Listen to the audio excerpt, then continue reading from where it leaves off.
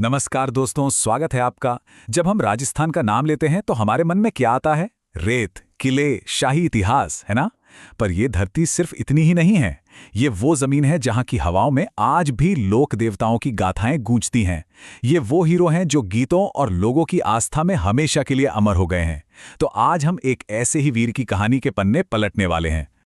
तो सवाल यह है कि आखिर वो कौन सा नायक है जिसके गीत आज भी किसान गाते हैं और जिनके बारे में कहा जाता है कि सर्प भी उनका आदेश मानते हैं। ये सवाल हमें सीधे उस महान शख्सियत तक ले जाता है जिनकी कहानी वचन, त्याग और साहस की एक सच्ची मिसाल है, वीर तेजाजी। तो चलिए इस अद्भुत कथा की गहराइयों में उतरते हैं। हर बड़ी कहानी की एक शुरुआत होती है। तेजाजी की कहानी भी नागौर के खरनाल गांव की मिट्टी से शुरू होती है, जहां उनके इस असाधारण जीवन की नींव रखी गई थी।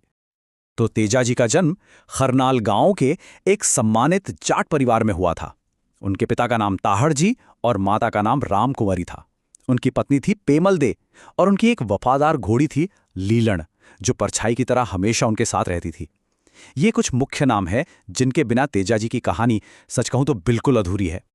अब बात करते हैं उस एक सफर की जिसने तेजाजी को एक साधारण इंसान से एक पूजनीय देवता बना दिया।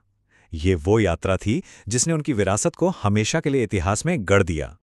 तो किस्सा यूं शुरू होता है कि तेजाजी अपनी पत्नी पेमल ने को लेने उनके मायके यानी पनेर गांव के लिए निकलते हैं। ये एक बिल्कुल आम पारिवारिक यात्रा लग रही थी, लेकिन ये जल्द ही उनके जीवन की सबसे बड़ी परीक्षा बनने वाली थी। पर जैसा कि अक्सर होता है, किस्मत ने कुछ और ही सोच रखा था। रास्ते में उन्हें एक ऐसी खबर मिलती है जो सब कुछ बदल देती है। उन्हें पता चलता है कि लाछा गुज्जर नाम की एक महिला की सारी गायों को मेर के लुटेरों ने लूट लिया है। बस यहीं से उनकी यात्रा का मकसद ही बदल जाता है। यहां पर तेजाजी ने एक पल भी नहीं सोचा और लाछा की गायों को छुड़ाने का फैसला कर लिया। उनका ये कदम उनके अदम्य साहस और निस्वार्थ भाव को दिखाता है। वो मानते थे कि किसी कमजोर की रक्षा करना ही सबसे बड़ा धर्म है। लेकिन रुकिए, इस कहानी में एक और बहुत गहरा मोड़ था। हुआ ये कि युद्ध पर जाने से ठीक पहले उनका सामना एक सर्प से हुआ था और उन्होंने उसे वचन दिया कि वो अपना काम पूरा करके जरूर लौटेंगे, ताकि वो सर्प अपना बदला पूरा कर सके। और अब सोचिए, युद्ध में बुरी तरह घायल होने के बावजूद तेजाजी अपने उस वचन को पूरा करने के लिए एकदम दृढ़ थे। जरा उस दृश्य की कल्पना कीजिए। तेजाजी का शरीर घावों से छलनी है, लेकिन फिर भी वो अपना वादा निभाने के लिए उस सर्प के पास लौटते हैं। कहानी कहती है कि जब सर्प को उनके घायल शरीर पर डसने के लिए कोई जगह नहीं मिलती, तो तेजाजी अपनी जीभ आगे कर देते हैं, शरीर का वो एकमात्र अंग जो घावों से बचा हुआ था। अपने वचन और धर्म के लिए दिया गया यही अंतिम बलिदान था जिसने तेजाजी को एक नश्वर इंसान से अमर देवता बना दिया। उनकी मृत्यु उनके जीवन से भी ज्यादा महान हो गई। उनके जीवन के अंतिम पल कुछ इस तरह घटे।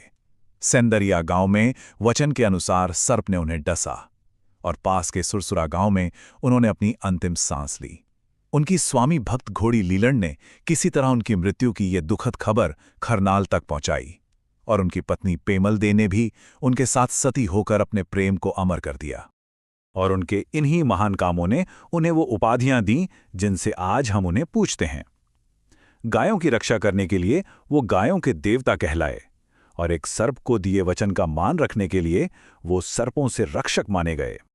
और हाँ, उन्हें कृषि उपकारक देवता भी माना जाता है। वो किसानों और उनकी फसलों को काला बाला जैसी बीमारियों से बचाते हैं। इसी वजह से राजस्थान के किसानों के दिलों में उनका एक बेहद खास, बहुत ही ऊंचा स्थान है। तो ये तो थी सदियों पुरानी कहानी, लेकिन सवाल ये है कि आज के दौर में तेजाजी की विरासत किस तरह जीवित है? इसका प्रभाव आखिर कितना गहरा और शक्तिशाली है? आइए देखते हैं। आज भी तेजाजी की पूजा पूरी श्रद्धा से की जाती है। नागौर के पर्वतसर में उनका एक बहुत बड़ा मंदिर है, जहां हर साल भाद्रपद शुक्ल दशमी को एक भव्य मेला भरता है। उनके पुजारी घोड़ला कहलाते हैं और आपको जानकर हैरानी होगी कि आज भी किसान खेतों में हल चलाते समय तेजा टेर गाकर उन्हें याद करते हैं। और जानते हैं, तेजाजी की ये कहानी सिर्फ लोक कथाओं और गीतों में ही नहीं बसती। साल 2010 में भारत सरकार ने भी उनके इस गहरे सांस्कृतिक महत्व को पहचाना और उन्हें एक आधिकारिक सम्मान दिया। जी हाँ, सरकार ने वीर तेजाजी के सम्मान में एक डाक टिकट जारी किया। ये इस बात का सबूत है कि इस प्राचीन नायक की अहमियत को हमारा आधुनिक भारत भी स्वीकार करता है और सम्मान देता है। और सिर्फ इतना ही नहीं, भारतीय रेलवे ने उनकी वफादार घोड़ी के सम्मान में एक ट्रेन का नाम लीलन एक्सप्रेस रखा है। ये एक और उदाहरण है कि कैसे तेजाजी की कहानी आज भी राजस्थान के जनजीवन का एक अभिन्न अंग बनी हुई है।